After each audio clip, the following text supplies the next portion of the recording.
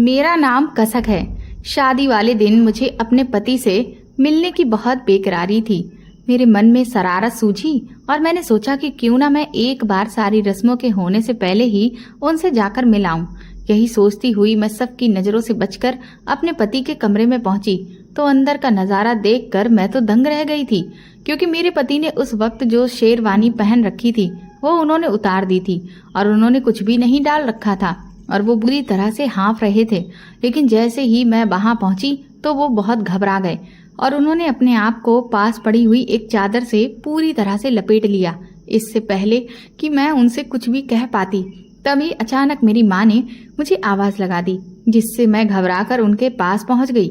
मुझे लगा कि कहीं किसी को पता चल गया कि मैं अपने पति से शादी से पहले ही मिलने पहुंच गई थी तो बिना बात के बवाल हो जाएगा। लेकिन अब मुझे समझ नहीं आ रहा था कि भला मेरे पति ऐसी हालत में उस कमरे में क्या कर रहे थे। मैंने देखा था कि वहां कमरे की खिड़की भी खुली हुई थी, तो क्या वो वहां पर किसी के साथ में थे? इधर मेरी शादी की रस्में हो रही थीं, जिनमें मेरा बिल्कुल भी मन नहीं लग रहा था। मेरा दिमाग सोच विचार में लगातार गुम था। फिर मैं विदा होकर अपनी ससुराल आ गई। मैंने सोचा कि मौका पाते ही मैं अपने पति से इस बारे में बात करूंगी, लेकिन मुझे क्या पता था कि अभी तो और भी अजीब चीजें होना बाकी थीं। पहली रात मेरे पति ने मुझे ससुराल के किचन की फ्रिज में रखा हुआ बर्फ मंगवाया। मैं अपने पति की इस हरकत को देखकर बहुत ज्यादा हैरान हो गई थी कि वो आखिर ये सब क्या कर रहे हैं। उन्होंने मेरे सामने शर्त रख दी थी कि जब तक ये सारी बर्फ पिघल नहीं जाती तुम कमरे में नहीं आ सकती हो। मेरे पति ने मुझे कमरे से बाहर निकाल दिया और बर्फ पिघलने के बाद मैं जब तक कमरे में गई तब तक तो रात बीत चुकी थी। लेकिन अपने पति की हालत देख मैं हैरान थी, क्योंकि वो बहुत ज्यादा थके हुए से लग रहे थे, जैसे कि उन्होंने बहुत मेहनत का काम किया है। अब तो वो हर रोज रात को मुझे अपने कमरे से बाहर निकाल देते। मैं कुछ दिन तो ये सब कुछ बर्दाश्त करती रही, लेकिन अब मुझे किसी भी तरह से अपने पति की सच्चाई का पता लगाना था। इसलिए मैंने उनके कमरे में पहले से ही कैमरा लगा दिया और जब मैंने उस कैमरे की रिकॉर्डिंग चेक की तो मेरे पैरों तले से जमीन निकल गई थी, क्योंकि मेरे पति तो मुझसे छुपकर मैं एक मिडिल क्लास फैमिली से बिलोंग करती थी। मैं बहुत खूबसूरत थी। मेरी शादी अमर नाम के लड़के से हुई थी। अमर अपने ही फैमिली बिजनेस में जॉब करते थे। मेरे पेरेंट्स को ये रिश्ता बहुत पसंद आया था और अमर की पूरी फैमिली को भी मैं बहुत पसंद थी। इसीलिए मेरे मम्मी पापा ने मेरा रिश्ता अमर के साथ तय कर दिया और फिर कुछ दिनों बाद ही मेरी शादी हो गई। शादी वाले दिन मैं बहुत ज़्यादा खुश थी। मैंने सोचा कि क्यों ना मैं चुपके से जाकर अपने पति से मिलकर आऊं और उन्हें दिखाकर आऊं कि मैं कितनी खूबसूरत लग रही हूं। यही सोचकर जब मैं उनके कमरे में गई तो वहां मैंने उन्हें जिस हाल में देखा उसे देखकर मेरे पैरों तले से जमीन निकल गई थी। लेकिन मैं उस दिन उनसे कोई भी सवाल ना कर सकी और फिर विदा होकर अपने ससुराल आ गई। खैर, मैंने जैसे तैसे खुद को समझा लिया कि मैं जैसा सोच रही हूँ वैसा कुछ भी नहीं है और मुझे अपनी शादी की शुरुआत के बारे में सोचना चाहिए। शादी की पहली रात मैं अपने पति से मिलने के लिए बहुत ज़्यादा एक्साइटेड हो रही थी। पहली रात को जब मेरे पति कमरे में आए तो उन्होंने मेरा घूंघट उठाया और मेरे सामने एक सोने की चेन रख दी और कहने लगे कि ये चेन तुम्हारी खूबसूरती के आगे कुछ भी नहीं है कसक। मैंने अपने पति का ये गिफ्ट खुशी खुशी एक्सेप्ट कर लिया। मैंने उनसे कहा कि इसकी क्या ज़रूरत थी, तो वो कहने लगे कि अब मैं देखना चाहता हूँ कि तुम मुझसे कितना प्यार करती हो। मैंने अपनी झुकी हुई पलकें उठाकर फौरन ही अपने पति की तरफ देखा। मेरे पति कहने लगे कि तुम मुझे कोई गिफ्ट नहीं देना चाहती। तो मैंने उनसे कहा कि बताइए आपको क्या चाहिए, जैसा आप कहेंगे मैं वैसा ही गिफ्ट आपको लाकर दे दूंगी। मेरे पति ने कहा कि क्या सच में तुम वही करोगी जैसा मैं कहूँगा। उनकी इस तरह की बातें सुनकर मुझे फिर से उन पर शक जैसा होने लगा, लेकिन फिर मैंने खुद को समझाया कि मैं बिना वजह क्यों ये सब सोच रही हूँ। लेकिन मुझे समझ नहीं आ रहा था कि मेरे पति मुझसे इस तरह के सवाल क्यों पूछ रहे हैं। मैंने फिर कहा कि हाँ, जैसा आप कहोगे मैं वैसा ही करूँगी। मुझे अपने पति की हरकतें अब अजीब सी लग रही थीं। मैं तो बहुत अच्छे मूड में थी और अपनी शादी की पहली रात को किसी भी तरह से मैं खराब नहीं करना चाहती थी। इसलिए मैं उनकी हाँ में हाँ मिला रही थी। जब मेरे पति कमरे में आए थे तो वो शेरो शायरी कर रहे थे, लेकिन अचानक ही कुछ देर के बाद वो इस तरह के सवाल करके मुझे कंफ्यूज करने लगे। वो बार बार मेरी खूबसूरती की तारीफ किए जा रहे थे और फिर इस बात को दोहरा रहे थे कि मैं तो तुम्हारे लिए कुछ भी कर सकता हूँ, लेकिन बार बार ये भी पूछ रहे थे कि क्या तुम मेरे लिए वो कर सकती हो जो भी मैं तुमसे कहूँ। वो मुझसे ऐसे सवाल क्यों पूछ रहे थे, मेरी कुछ समझ में नहीं आ रहा था। फिर मैंने अपने पति से कहा कि आप मुझे बताइए तो सही कि आखिर मुझे करना क्या है। मेरी इस बात पर अमर हंसने लगे और बोले कि हमारे घर में 3-3 फ्रिज हैं। मुझे घर में जितने भी फ्रिज हैं सभी के फ्रीजर से निकाल कर सारी की सारी बर्फ लाकर दे दो। अपने पति के मुंह से ऐसी बात सुनकर मैं हंसने लगी और बोली कि बस आपको बर्फ चाहिए? मुझे तो लगा था कि आप मुझसे कोई ऐसी चीज मांगने वाले हो जो शायद मैं आपको दे ही नहीं सकती। बस इतना सा काम है। अभी तक मुझे ये समझ नहीं आ रहा था कि मेरे पति इस टाइम पर मजाक भी कर सकते थे। आखिर इतनी रात को उन्हें बर्फ की क्या जरूरत थी? और फिर मौसम भी तो नॉर्मल ही था, ना ज्यादा गर्मी हो रही थी ना ज्यादा सर्दी हो रही थी। इसलिए पहले तो मुझे यही लगा कि वो मजाक कर रहे हैं, मगर वो जब अपनी जिद पर अड़ गए तब फिर मैं समझ गई कि कहीं ऐसा तो नहीं कि वो शादी की पहली रात को मुझे आजमा रहे हैं कि मैं उनके लिए क्या कर सकती हूँ और क्या नहीं। मुझे मेरी भाभी ने समझाया भी था कि कभी कभी पति अपनी पत्नियों को आजमाने के लिए उनके आगे ऐसे इम्तिहान रख देते हैं जिससे पत्नियां आसानी से नहीं कर सकती। लेकिन मेरे पति ने मुझे जो इम्तिहान दिया था वो तो बहुत ही आसान था। मैं अपने पति की नज़रों से गिरना नहीं चाहती थी, इसलिए मैंने कहा कि इतनी रात को अगर मुझे किसी ने किचन में टहलते हुए देख लिया तो फिर कोई क्या सोचेगा। अमर कहने लगे, कोई बात नहीं, तुम कोई भी बहाना बना देना। लेकिन अमर ने कहा कि घर में 3-3 फ्रिज हैं और मुझे तीनों ही फ्रिज से बर्फ निकाल कर तुम्हें देनी होगी। शर्त यही है, एक फ्रिज तो मेरे कमरे में ही मौजूद था, दूसरा फ्रिज जेठानी के कमरे में था और तीसरा फ्रिज किचन में था। मैं किचन की फ्रिज से भी बर्फ निकाल कर ला सकती थी और अपने कमरे की फ्रिज से भी बर्फ निकाल कर अपने पति को दे सकती थी। लेकिन मेरी जेठानी के कमरे में जो फ्रिज था उसका बर्फ निकालना आसान नहीं था। मैं उनसे बर्फ मांगती तो फिर वो मुझसे सवाल करती कि तुम्हें आखिर इतनी रात को बर्फ की क्या जरूरत है। मेरे पति कहने लगे, अब अभी तुमने ही तो कहा कि जैसा आप कहोगे मैं वैसा ही करूंगी। मैंने तो तुम्हें एक मामूली सा काम दिया है, तुम अगर ये भी नहीं कर सकती हो तो फिर रहने दो। मैंने अपने पति से कहा कि नहीं नहीं, मैं ये काम कर दूंगी। मेरी जेठानी का कमरा कौन सा था ये तो मुझे नहीं पता था, लेकिन मेरे पति ने मुझे बता दिया कि नीचे दाईं तरफ जाकर उनकी भाभी का कमरा है। मैं उस वक्त दुल्हन के रूप में सजी धजी थी और उसी हालत में अपने घर में आधी रात के टाइम मैं बर्फ ढूंढने के लिए टहल रही थी। पहले मैंने किचन की फ्रिज से बर्फ निकाला और फिर उसके बाद मैं अपनी जेठानी के कमरे का दरवाजा बजाने लगी। दरवाजा बजाते हुए मुझे काफी देर हो गई थी, लेकिन कोई दरवाजा खोल ही नहीं रहा था।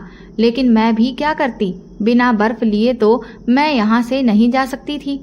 तकरीबन 20 मिनट के बाद दरवाजा मेरी जेठानी ने खोला और वो अपनी आंखें मलती हुई कमरे से बाहर आईं। लेकिन उन्होंने जैसे ही दरवाजा खोलते ही मुझे सामने देखा तो उनके होश उड़ गए। वो मुझे देखकर हैरानी से कहने लगी, कसक तुम इतनी रात को यहाँ क्या कर रही हो? मैंने कहा, भाभी मुझे बर्फ चाहिए। वो तुरंत ही और ज्यादा हैरत में आंखें फाड़कर बोली, इस टाइम पर तुम्हें बर्फ की क्या जरूरत पड़ गई है? मैंने कहा, वो मैं आपको सुबह बताऊंगी, प्लीज आप मुझे जल्दी से बर्फ दे दीजिए। सॉरी, आपको मैंने तंग किया। उन्होंने अच्छा कहा। फिर वो जाकर अपनी फ्रिज से बर्फ ले आईं और मुझे दे दी। फिर मैंने उन्हें कहा, अब आप सो जाइए, बाकी की बात हम सुबह करेंगे। मेरी जेठानी मुझे बड़ी हैरानी भरी नजरों से देखती हुई कमरे के अंदर गई और दरवाजा बंद कर लिया। मैंने सारी बर्फ को इकट्ठा करके अपने पति को दे दिया था, लेकिन मैं ये सोच रही थी कि मेरे पति मेरी इस हरकत से इम्प्रेस हो जाएंगे। मैं जब बर्फ लेकर अपने पति के पास गई तो उनकी आंखों में खुशी की चमक थी। वो कहने लगे, इस बर्फ को इधर टेबल पर रख दो। मैंने सारी बर्फ टेबल पर रख दी तो मेरे पति बच्चों की तरह खुश हो गए। वो मेरे करीब आकर कहने लगे, कसक तुम बहुत अच्छी हो, अब तुम बस मेरी एक आखिरी बात और मान लो।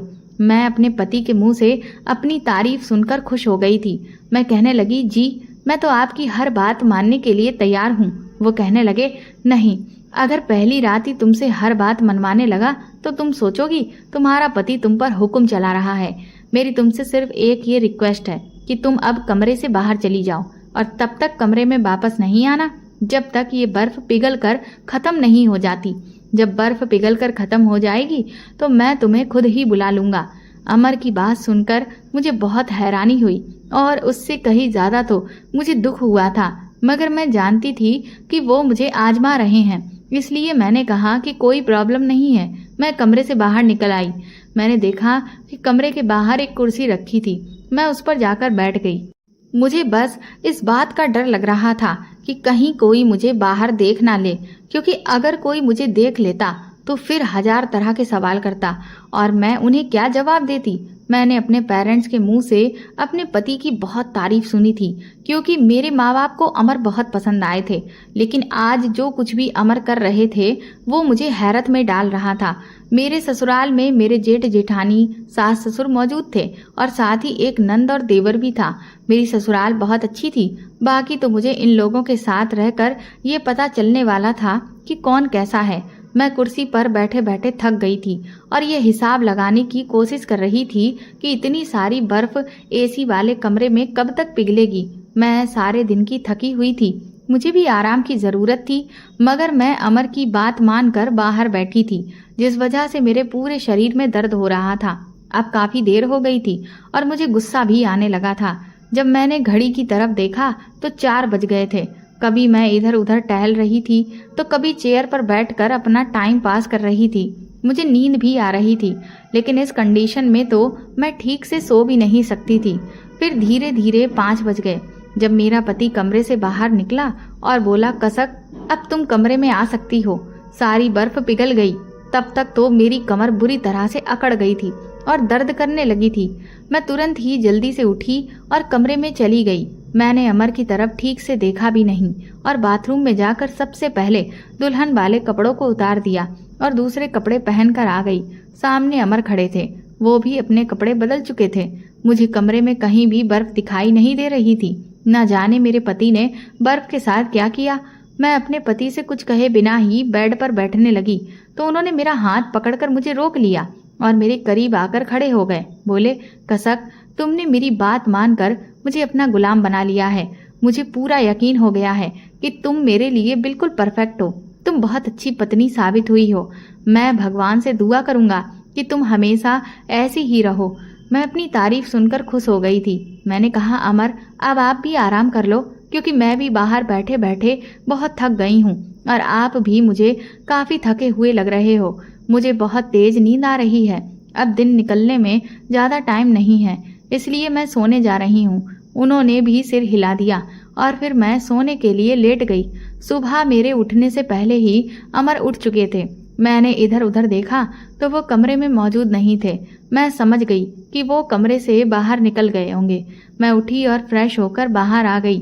जब मैं नीचे उतरकर अपनी सास की तरफ गई तो मैंने नोटिस किया कि मेरी जेठानी मुझे घूर घूर कर देख रही थी। शायद उन्हें रात वाली बात याद आ गई होगी कि इतनी रात को मैं उनके कमरे में बर्फ लेने क्यों गई थी। उसके बाद मेरी सास ने मुझे कहा कि तुम्हें मीठे में कुछ बनाना है। मैं किचन में खीर बनाने के लिए चली गई। जैसे ही मैं बाहर आई तो ये देखकर हैरान रह गई कि मेरे पति बहुत ज्यादा स्मार्ट लग रहे थे। मुझे याद आ रहा था कि मेरी मम्मी ठीक कह रही थी कि मैंने अपना दामाद तुम्हारे लिए बिल्कुल हीरो जैसा चुना है। हम सब लोग नाश्ते की टेबल पर बैठकर नाश्ता कर रहे थे। तभी मेरा देवर मेरे पति का मजाक बनाने लगा। उसने अमर से कहा, भैया आप कितनी ढीली ढाली शर्ट पहने हो। मैंने भी फिर नोटिस किया कि अपने छोटे भाई के मजाक पर मेरे पति काफी शर्मिंदा हो रहे थे, जबकि मेरी सास ने अपने बेटे को चुप करवा दिया और बोली कि खामोशी से नाश्ता करो, ऐसे किसी का मजाक नहीं बनाना चाहिए। जिस पर मेरा देवर खामोश हो गया। फिर थोड़ी देर के बाद मेरी नंद भी नाश्ते के टेबल पर आकर बैठ गई तो उसने भी अमर का खूब मजाक बनाया और बोली, भैया आपने ये इतनी ढीली शर्ट क्यों पहनी हुई है? क्या आपके पास कपड़े नहीं हैं? ये बात तो मैं भी नोटिस कर रही थी कि मेरे पति ने आज बहुत ज़्यादा ढीली टी शर्ट पहनी हुई थी, जबकि मौसम तो बिल्कुल ठीक ठाक था। फिर उन्हें इतनी ढीली टी शर्ट पहनने की ज़रूरत क्या थी? मेरी नंद और देवर मेरे पति का खूब मजाक बना रहे थे। मुझे भी अपने पति की इस हरकत पर गुस्सा आ रहा था कि उन्हें तो ये भी खूब दिख रहा है कि जो शर्ट उन्होंने पहनी है वो उन्हें कितनी बड़ी आ रही है और कितनी ढीली हो रही है, इसलिए उन्हें ये पहननी ही नहीं चाहिए थी। मैं अपने पति के पास गई तो वो मुझे देखकर खुश हो गए और कहने लगे, कसक चलो हम दोनों बाहर कहीं लॉन्ग ड्राइव पर चलते हैं। मैंने उनसे कहा कि आपने ये किस तरह की शर्ट पहनी हुई है, आप अगर इन कपड़ों में बाहर जाओगे तो बाहर के लोग भी आपका मजाक बनाएंगे। मैंने उनसे कहा कि अगर आप मुझे बाहर ले जाना चाहते हो तो आपको अपने कपड़े चेंज करने होंगे। अमर मेरी बात सुनकर परेशान हो गए, लेकिन मैं नहीं चाहती थी कि घर वालों के साथ साथ बाहर वाले भी मेरे पति का मजाक बनाएं। वो कहने लगे कि ये भी तो कितनी अच्छी शर्ट है, तुम ऐसा क्यों कह रही हो मेरे कपड़ों के बारे में।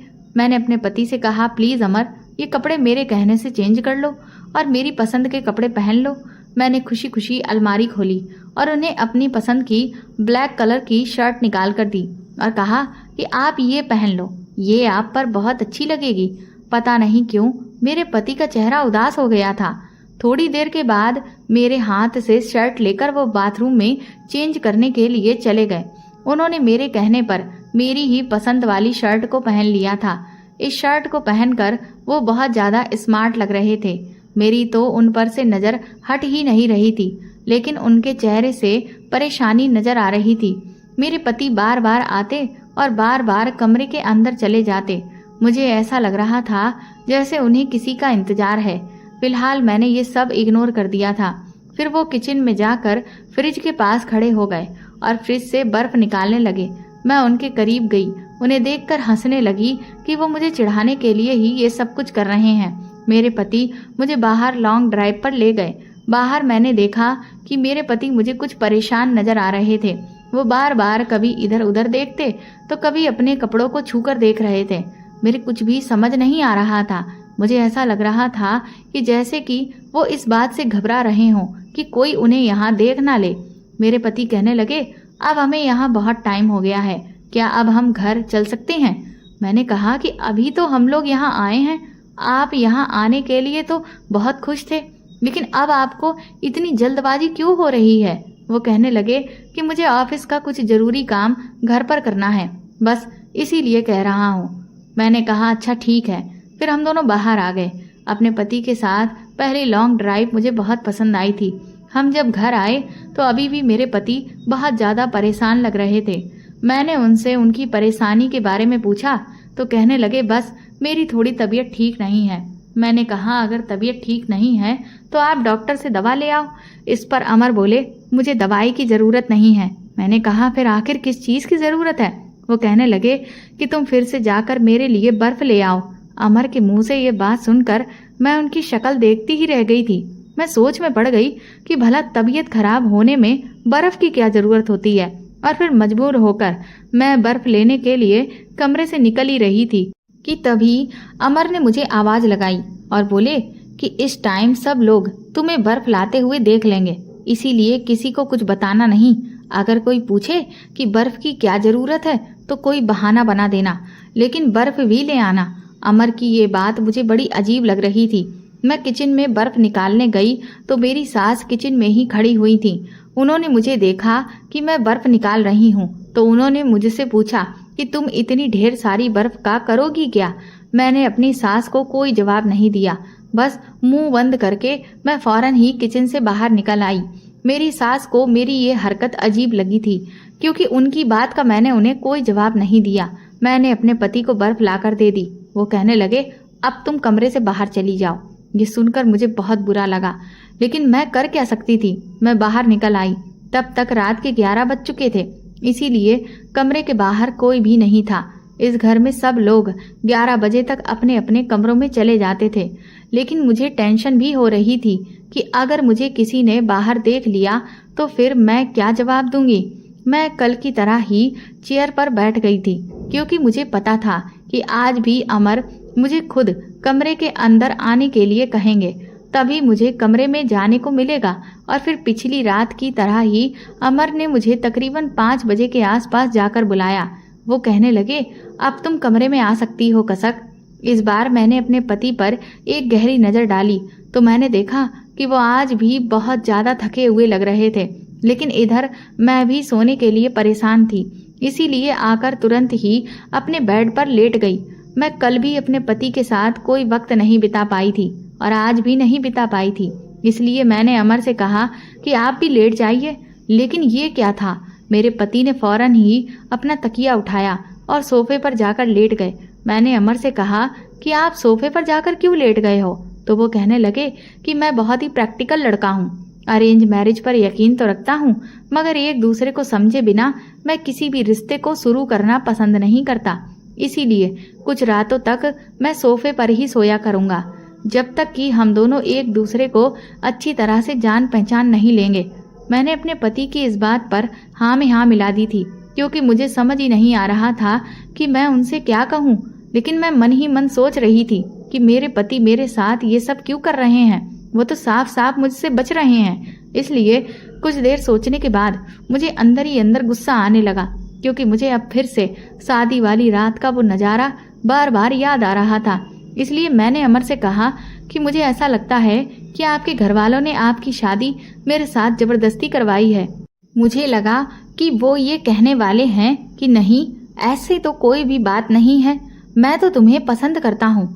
मगर अमर ने तो कुछ ऐसा कहा जिसे सुनकर मेरे होश उड़ गए थे। वो कहने लगे कि हाँ कसक, तुम ठीक कह रही हो, मैं अभी शादी करना ही नहीं चाहता था। मेरे पति के मुंह से ये बात सुनकर मेरा तो दिल ही टूट कर रह गया था। मैं मुंह लटका कर चुपचाप बेड पर लेट गई। मेरी आंखों से आंसू आने लगे थे और यही सब सोच सोच कर मैं सो ही नहीं पाई। मेरा दिमाग शुरू से लेकर अब तक की सारी बातों को सोचकर दर्द करने लगा था। अब मुझे बहुत बुरा लग रहा था कि मैं अमर की जिंदगी में एक अनचाही इंसान हूँ। मुझे जबरदस्ती उनके ऊपर थोप दिया गया है। अगले दिन मैंने देखा कि घर के सारे लोग अपने अपने कामों में बिजी थे।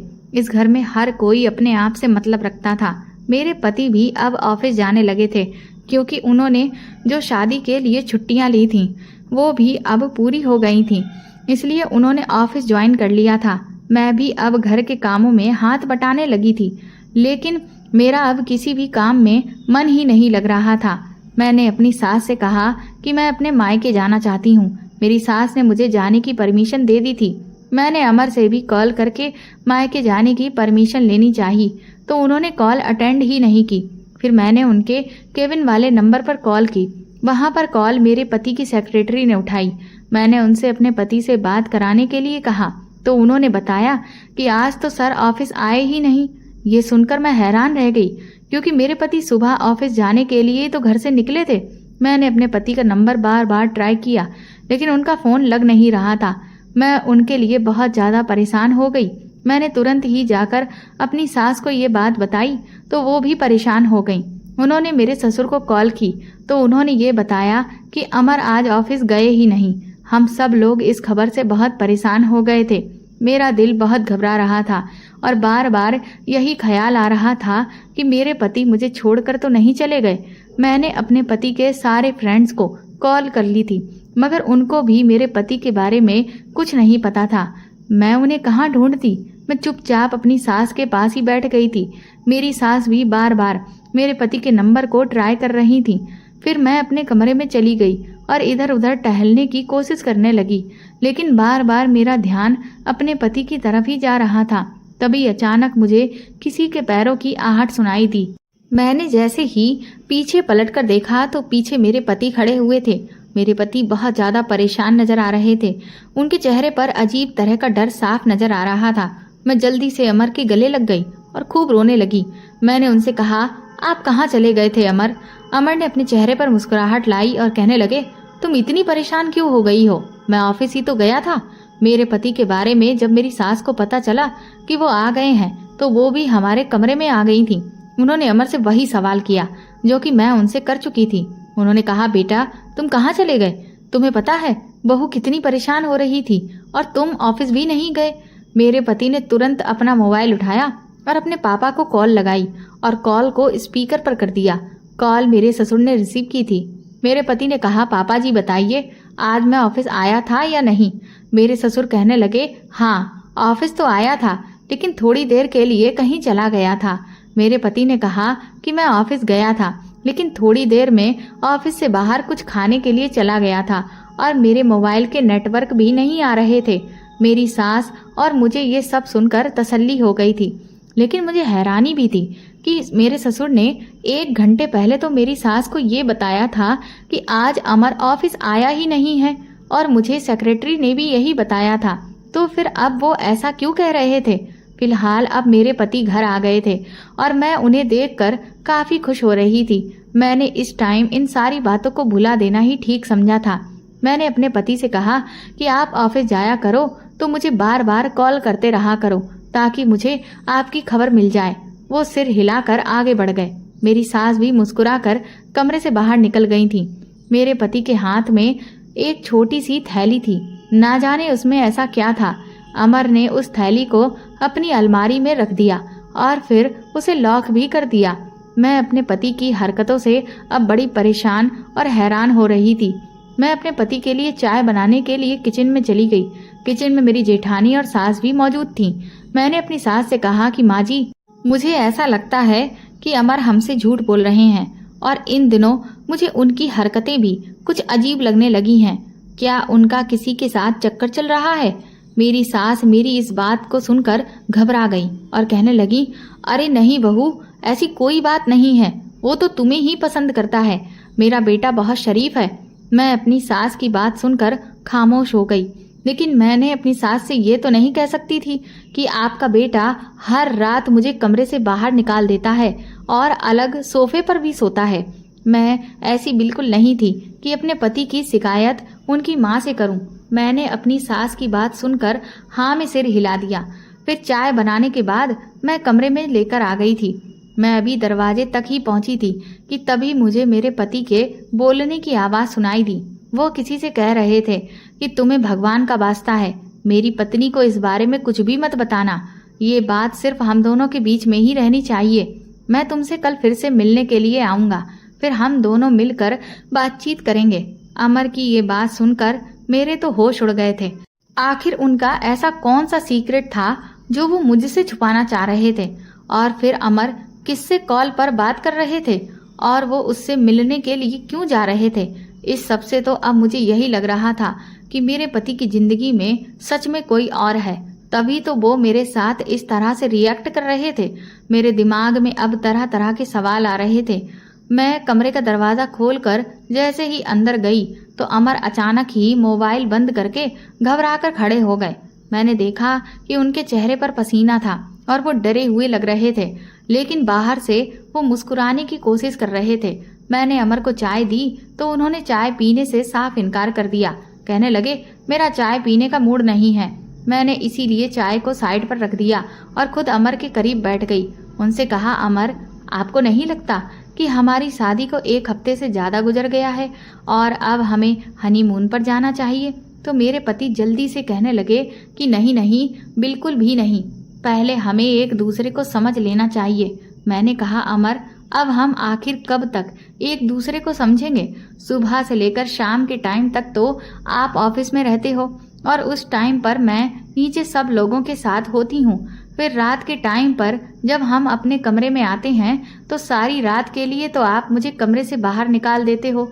मुझे तो लगने लगा है कि मैंने आपसे शादी नहीं की है, बल्कि कोई जुर्म कर दिया है जिसकी मुझे सजा मिल रही है। मेरे पति खामोश हो गए थे और अपना सर झुकाकर कमरे से बाहर चले गए। मैंने अमर की जो बातें सुनी थी वो मुझे अंदर ही अंदर परेशान कर रही थी।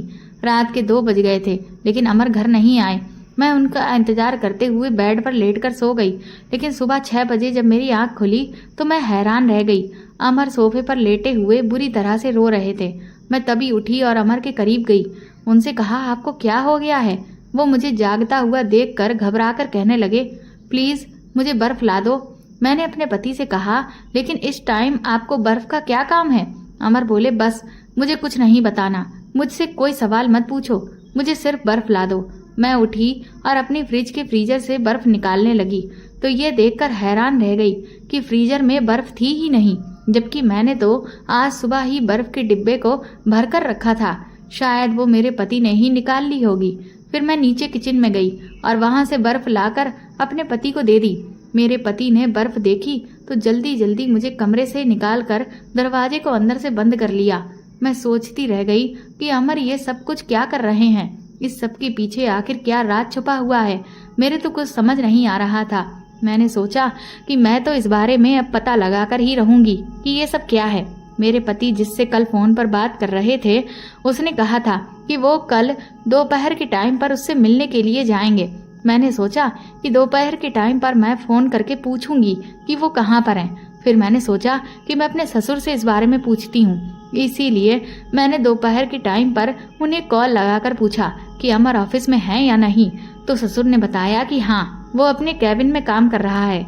फिर मैंने शाम के टाइम पर भी अपने ससुर को कॉल लगाकर पूछा तो उन्होंने बताया कि वो आज कहीं नहीं गया, सारा दिन ऑफिस में ही रहकर उसने काम किया है।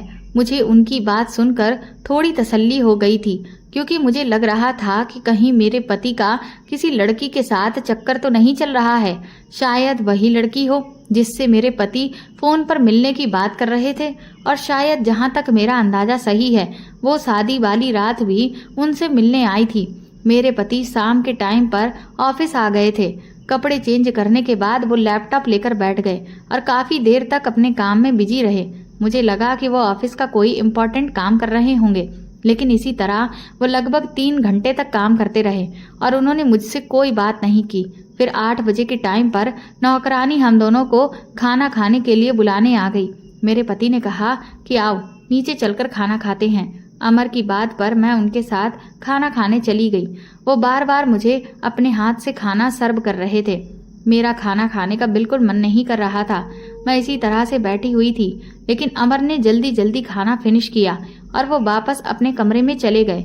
मेरी सास ने जब ये देखा कि मैं कुछ परेशान हूँ तो उन्होंने कहा, बहू परेशान होने की जरूरत नहीं है, अमर थक गया होगा, इसीलिए आराम करने के लिए जल्दी ही कमरे में चला गया है।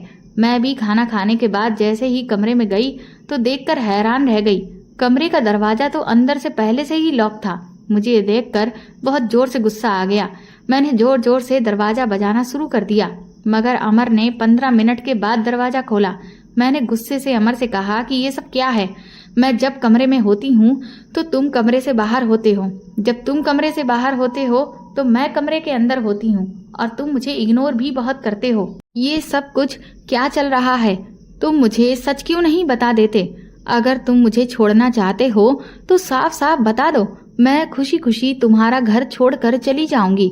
मुझे वैसे भी इस शादी ने टेंशन के अलावा और कुछ भी नहीं दिया है। मेरे पति ने जल्दी से मेरे आगे हाथ जोड़ लिए और उनकी आंखों में आंसू आ गए। वो खूब रोने लगे, कहने लगे, मुझ पर इतना बड़ा अत्याचार मत करो, प्लीज कसक, मुझे छोड़कर कभी मत जाना। मैं तुम्हारे बिना नहीं रह सकता, मैं तुम्हें बहुत पसंद करता हूँ। मैं अपने पति को देखकर हैरान रह गई थी। मैंने अपने पति से कहा कि फिर तुम मेरे साथ ऐसी हरकत क्यों करते हो? मुझे तो लगता है कि तुम मेरे साथ रहना ही नहीं चाहते हो, तुम बस मेरे साथ प्यार मोहब्बत का दिखावा कर रहे हो। अगर तुम ये सब करते रहोगे तो मैं तुम्हारे साथ नहीं रह सकती। इतना कहकर मैं कमरे से बाहर आ गई और गैलरी में खड़े होकर खूब रोने लगी थी। फिर अचानक मेरे दिमाग में एक आइडिया आया। मैंने सोचा कि आखिर ऐसे कब तक चलता रहेगा। आज तो मैं हर हाल में अपने पति की सच्चाई के बारे में पता लगाकर ही रहूंगी। मैंने खुद को जल्दी से नॉर्मल किया और फौरन ही अपने पति के पास वापस कमरे में चली गई। अमर अभी तक सर पकड़कर बेड पर बैठे हुए थे और परेशान नजर आ रहे थे।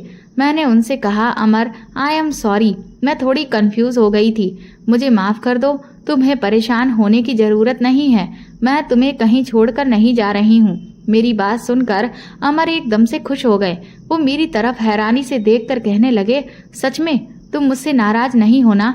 मैंने इनकार करते हुए सिर हिला दिया। फिर मैं कहने लगी, अमर, आज हम कहीं बाहर घूमने के लिए चलते हैं। अमर फिर से परेशान हो गए तो मैंने कहा कि अच्छा चलो ठीक है, आज नहीं चलते हैं, फिर किसी और दिन चलेंगे। इस बात पर अमर फिर खुश हो गए। फिर रात के टाइम पर मेरे पति किसी काम के लिए कमरे से बाहर निकल गए। मैंने जल्दी से अपने पर्स से कैमरा निकाला और उसे अपने कमरे में ऐसी जगह पर लगा दिया जहां से अमर को दिखाई ना दे, और उसे अपने फोन से कनेक्ट कर लिया। ये कैमरा मेरे देवर के पास था और मैंने उससे बहाने से इसे मांग लिया था और उसे कहा था कि अपना काम करने के बाद मैं तुम्हें इसे वापस लाकर दे दूंगी। मेरा पति जब कमरे में आया तो इधर उधर टहल रहा था। मेरा काम तो हो चुका था, मुझे लगा कि जैसे वो मुझे कुछ कहना चाहता हो, मगर डर की वजह से खामोश ही थे। मैं बोली, अमर क्या बात है, तुम क्यों परेशान हो, तुम्हें क्या कुछ चाहिए? अमर खामोश ही रहे। मैंने कहा, अच्छा मैं तुम्हें बर्फ ला दूं? ये सुनकर अमर की आंखों में एकदम से खुशी के आंसू आ गए। वो कहने लगे, मैं बहुत खुश नसीब इंसान हूँ जिसे तुम जैसी पत्नी मिली है। भगवान हम दोनों को कभी एक दूसरे से जुदा ना करे। मैं मुस्कुराने लगी और घर की तीनों फ्रिज से बर्फ निकाल कर मैंने अपने पति को लाकर दे दी, क्योंकि मेरे पति को बहुत सारी बर्फ की जरूरत होती थी। मेरा पति आज भी कहने लगा कि आज रात फिर से तुम्हें कमरे से बाहर निकलना पड़ेगा। मैं कहने लगी, ठीक है, जैसा तुम कहते हो मैं वैसा ही कर लेती हूँ। मैं मुस्कुराकर बाहर निकल आई थी और साथ ही साथ आज अपना मोबाइल भी ले आई थी। मैं अब यही सोच रही थी कि अब मुझे अपना मोबाइल ऑन करना चाहिए और देखना चाहिए कि मेरा पति ये सब कुछ क्या कर रहा है। आखिर मेरे पति के दिमाग में ये सब कुछ क्या छुपा हुआ था। मैंने अपने मोबाइल को ऑन किया, जिसे मैंने अंदर वाले कैमरे से कनेक्ट किया हुआ था। मैं चेयर पर बैठी हुई कमरे के बाहर से कमरे के अंदर का सब कुछ देख रही थी। जैसे ही मैंने मोबाइल पर गौर किया तो मेरे होश उड़ गए थे, क्योंकि मेरे पति ने अपने कपड़े उतारने शुरू कर दिए थे। मेरे पति के शरीर पर लाल लाल निशान हो रहे थे, जिन्हें देखकर मैं हैरान रह गई थी। मेरे पति बर्फ के टुकड़ों को उठाकर अपने शरीर के हिस्सों पर लगा रहे थे। हर तरफ मेरे पति बर्फ के टुकड़ों को अपने शरीर पर लगा रहे थे और एक टॉवल से पानी भी बार बार साफ कर रहे थे। मैं जल्दी से अपनी सास के कमरे में गई और मैंने उनसे कहा कि आपने मेरे साथ इतना बड़ा धोखा किया है। आपने अपने बीमार बेटे की शादी मेरे साथ करवा दी है। मेरी सास मेरी बात सुनकर परेशान होकर कहने लगी, तुम ये क्या कह रही हो? मैंने अपनी सास से कहा कि आप खुद अपनी आंखों से देख लो। मैंने अपनी सास के आगे मोबाइल कर दिया था। अब हम दोनों मोबाइल में अमर को ये सब कुछ करता हुआ देख रहे थे। मेरी सास ने कहा कि मेरे पास तुम्हारे कमरे की एक और चाबी है। सास ने वो चाबी उठाई और उन्होंने अमर के कमरे का दरवाजा खोल दिया। हम दोनों कमरे के अंदर दाखिल हो गए। अमर का ये रूप हमारे सामने आ गया था। वो हमें देखकर डर गए और कहने लगे, मम्मी कसक, आप दोनों अंदर कैसे आईं? मैंने अपने पति से कहा, मुझे तुम्हारे बारे में सब कुछ पता चल गया है। अब बताओ ये सब कुछ तुम्हारे साथ क्या हो रहा है और तुम ये क्या कर रहे हो बर्फ के साथ? मेरा पति रोने लगा और उसने बताया कि मेरे शरीर पर यह एलर्जी हो रही है। मेरे पति के पूरे ही शरीर पर अजीब तरह की एलर्जी हो रही थी और लाल लाल निशान पड़ गए थे। मेरे पति ने उस वक्त सिर्फ नीचे ही पहना हुआ था। फिर उन्होंने मुझे बताया कि ये एलर्जी बहुत ही खतरनाक है। मुझे इससे बहुत तकलीफ होती है और ऐसा लगता है कि जैसे मेरा शरीर जल रहा है। इसकी जलन बुझाने के लिए मुझे बर्फ की जरूरत पड़ती है। इसलिए तुम इस हालत में मुझे देखकर डर ना जाओ और कहीं मुझे छोड़ ना दो। इसीलिए मैं तुम्हें कमरे से बाहर निकाल दिया करता था। ये देखो मेरा शरीर, मैं बहुत ज्यादा तकलीफ में हूँ। मेरा पति अपना शरीर जो कि लाल पड़ा हुआ था मेरे आगे लेकर खड़ा हो गया। मेरे पति को बहुत खतरनाक वाली एलर्जी थी। मेरी सास भी उनको देखकर रोने लगी। अमर ने कहा, मेरी गर्दन से लेकर पैरों तक ये एलर्जी फैलती जा रही है, इसीलिए तो मैं ढीले कपड़े पहनना पसंद करता हूँ। लेकिन तुमने मुझे इस तरह के कपड़े पहनने से भी मना कर दिया था। मुझे कपड़ों से चुभन महसूस होती है। मेरी सास ने कहा, बेटा लेकिन ये सब कुछ तुम्हारे साथ कब से है? अमर ने कहा, मम्मी आपको याद है पिछले 7 महीने पहले मैं ऑफिस की मीटिंग के लिए चीन गया हुआ था। वहां पर मैंने एक अजीब तरह का खाना होटल में खा लिया था, जिसे खाने के बाद मुझे एलर्जी हो गई। आप लोगों ने मेरा रिश्ता कसक के साथ उस समय फिक्स कर दिया था। कसक की जब आपने मुझे फोटो दिखाई थी तो वो मुझे पसंद आई थी और मैं इसी से शादी करना चाहता था। अगर आप लोगों में से किसी को भी मेरी एलर्जी के बारे में पता चल जाता तो मेरी कसक के साथ शादी नहीं हो पाती। इसीलिए मैंने कसक से सच्चाई को छुपा कर रखा। मैं कसक के करीब नहीं आता था कि कहीं उसकी नज़र मेरे शरीर पर पड़ गई तो वो मुझे उसी वक्त छोड़कर चली जाएगी। अपनी शादी वाले दिन भी मैं इस एलर्जी की वजह से बहुत परेशान था, इसलिए मुझसे वो शेरवानी भी पहनी ही नहीं जा रही थी, जिस वजह से मैं बार बार अपने कमरे में जा रहा था और दरवाज़ा बंद करके शेरवानी हटा देता था। अमर की ये बात सुनकर मुझे वो नज़ारा याद आ गया जो उस रात मैंने देखा था। अमर बोले, मैं ऐसा हरगिज नहीं चाहता था कि आप सबको ये पता चले, लेकिन पता नहीं आप लोगों को आज ये सब कुछ किस तरह से पता चल गया। मैंने अमर से कहा कि मैंने तुम्हारी सच्चाई जानने के लिए कमरे में कैमरा लगा दिया था। जिसकी वजह से ही मुझे सब कुछ पता चल गया। मैंने कहा, अमर तुम डॉक्टर से इलाज क्यों नहीं करवाते? वो बोले कि डॉक्टर से मेरा इलाज चल रहा है, लेकिन मुझे कोई फर्क ही नहीं हो रहा। मुझे सिर्फ बर्फ लगाने के बाद ही सुकून मिलता है, इसलिए मैं बार बार तुमसे बर्फ मांगता रहता हूँ। मैं खुद अगर बार बार बर्फ निकालता तो मेरे घर वालों को मुझ पर शक हो जाता, इसीलिए मैं तुम्हें बर्फ निकालने के लिए भेजता था। मैं दवाई तो लगाता हूँ, लेकिन जब मैं थोड़े से टाइट कपड़े पहन लेता हूँ तो मुझे बहुत ज़्यादा जलन महसूस होती है। शादी की पहली रात भी मैंने इसीलिए तुमसे छुपा कर बर्फ मंगवाई थी, क्योंकि उस दिन भी मैंने बहुत टाइट कपड़े पहने थे, जिस वजह से मैं बहुत तंग आ गया था। मुझे इस तरह से बर्फ का इस्तेमाल करने से सुकून मिल जाता है, और अपना सुकून पाने के लिए मैं तुम्हें कमरे के बाहर निकाल देता हूँ। उस दिन भी मैं ऑफिस से डॉक्टर के पास ही गया था। मेरा ये राज कोई नहीं जानता सिवाय पापा के, क्योंकि ऑफिस के केबिन में भी जाकर मैं कपड़े उतार देता हूँ, इसीलिए पापा को इस बारे में सब कुछ पता है। मेरा एक फ्रेंड है, उससे मैं एक दिन कॉल पर बात कर रहा था। उसने कहा कि अगर तुमने अपना इलाज अच्छे डॉक्टर से नहीं करवाया तो फिर मैं ये सब कुछ भाभी को बता दूंगा। मैंने उसे बहुत समझाया कि वो मेरा ये राज किसी को ना बताए। मैं अपना इलाज अच्छे डॉक्टर से ही करवा रहा हूँ, लेकिन क्या करूँ, मुझे फर्क ही नहीं पड़ रहा, क्योंकि मैं भी इस एलर्जी से बहुत ज़्यादा परेशान हो गया हूँ। मैं डर रहा था कि कहीं तुम मुझे छोड़कर ना चली जाओ, इसीलिए मैं तुम्हारे साथ ये सब कुछ कर रहा था। अब मैं तुम्हारे सामने हूँ, तुम चाहो तो मुझे छोड़कर जा सकती हो, लेकिन मैं क्या करूँ, मैं बहुत मजबूर हूँ, मैं कुछ नहीं कर सकता। अब जैसा तुम्हारा मन करे तुम वैसा ही करो। अमर की बात सुनकर मेरी आंखों में आंसू आ गए। मैंने उनसे माफ़ी मांगी। मेरी सास भी बहुत ज़्यादा रो रही थी। मैंने कहा, अमर मुझे माफ़ कर दो, मैं तुम्हें गलत समझ रही थी। तुम तो बहुत तकलीफ से गुजर रहे हो, मैं तुम्हें नहीं छोड़ सकती। तुम फिक्र मत करो, तुम ठीक हो जाओगे। हम लोगों ने काफ़ी दिनों तक अमर को नए नए डॉक्टरों को दिखाया, लेकिन एक डॉक्टर ने अमर को लंदन जाने के लिए कंसल्ट किया था। अब मैं अमर के साथ लंदन आई हुई हूँ, और यहाँ पर आए हुए मुझे 6 महीने गुजर गए हैं। डॉक्टर ने यहाँ अमर को एडमिट कर लिया है। यहाँ उनका बहुत अच्छा ट्रीटमेंट चल रहा है, और उनकी एलर्जी पर भी काफ़ी फ़र्क पड़ा है। डॉक्टर ने अमर का फुल कंप्लीट कोर्स 8 महीने का बताया है। अब सिर्फ 2 महीने रह गए हैं। 2 महीने के बाद हम अमर को घर ले जा सकते हैं, और मुझे पूरी उम्मीद है कि भगवान ने मेरे पति को जब इतना ठीक कर दिया है तो वो अब उन्हें पूरी तरह से भी ठीक कर देंगे। मुझे अपने पति से कोई शिकायत नहीं है। मैं चाहती हूँ कि मेरी जिंदगी अपने पति के साथ हंसी खुशी गुजरे, और अब मैं अपने पति पर पूरी तरह से भरोसा भी करती हूँ। तो दोस्तों, आपको ये कहानी कैसी लगी हमें कमेंट करके ज़रूर बताएं, और प्लीज़ इस कहानी को ज़्यादा से ज़्यादा शेयर और लाइक करके मेरे चैनल को सपोर्ट करें।